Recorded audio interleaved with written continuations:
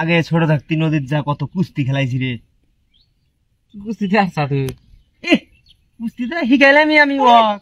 এই যে বাগরা উবুত করলাম কত। ওই যে তোমার যে কোন ঢুকলো কেটে বাই করলো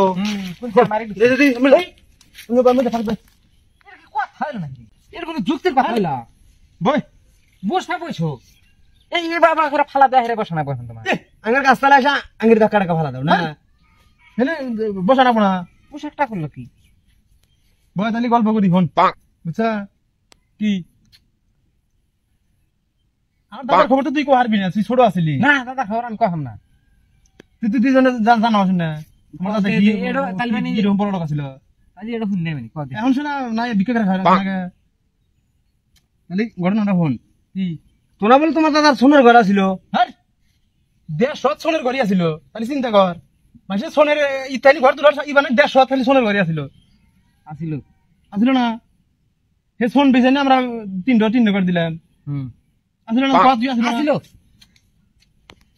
দেখিস। আরে মনে করছে আমার দাদার এত বড় শিমুল গাছ ছিল বুঝছা, মানে এরকম কথা শেষ নাই। এত বিশাল একটা মোটা শিমুল গাছ ছিল। হে শিমুল গাছের ডাল দিয়ে মনে করো যে খালি খিলাল করতে হে গাছ মনে করে ফুলে গেছে বুঝছা। আমার দাদার দাঁত ছিড়াই করতে ও গাছ শেষ। খালি মানে খাইছে কাটলের বেশি দেয়া ভাত, এই জন্য তো দাঁত খিলাল করা লাগছে। আমার দাদাটা কি কম বড় ছিল? এই যে বিশাল জাহাদারি মানুষ ছিল দেখে মনে করো যে দেও দানব গল্প করতে কয়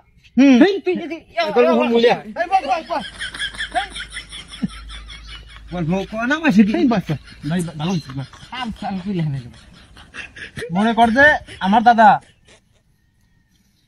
আগে কুরবানি দিছে গরুর গয়াল, মনে করে যে ঈদের দিন খুলে দিছে। যে বলদটা আগে বাড়া গেছে একটা করে বলতো 20-30 মন করে কষ্ট হয়েছে। হে কুরবানি দিছে বুঝছা। এখন মানুষ তো মনে করছে ই ভাই ওড়ো মেলা গল্প শুনলাম তোমার। হ্যাঁ ওড়ো মেলা গল্প শুনলাম তোমার। বেচাবি বেচাবো না বসো তুমি কোন যাও বসো। তোমার গল্প তো মেলা শুনলাম। হ্যাঁ খোটটাই নেবো তুমি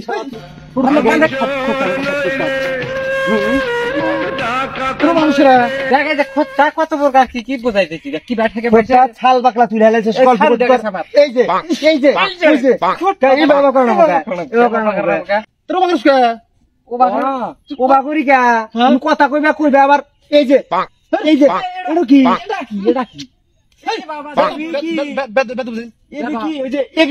এটা কি কয় যে এটা খোট্টা মতিন আসতেছে। তোমাকে দেখলি পাড়ার পোলাপান সব আজকা দেখ খোট্টা কত প্রকার কি কি দেখছি খোট্টা ওই যে না ওই বেড়া না গেরি আছে না 4 ডুবি আছে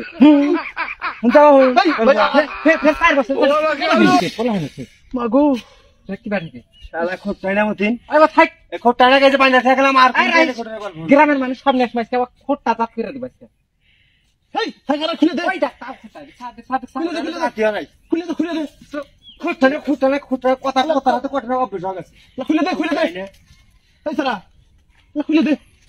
এটা আজকে খুলে দে দেখলাম আর কোন দিকে আগে গল্প করবে খুলে দে দিলাম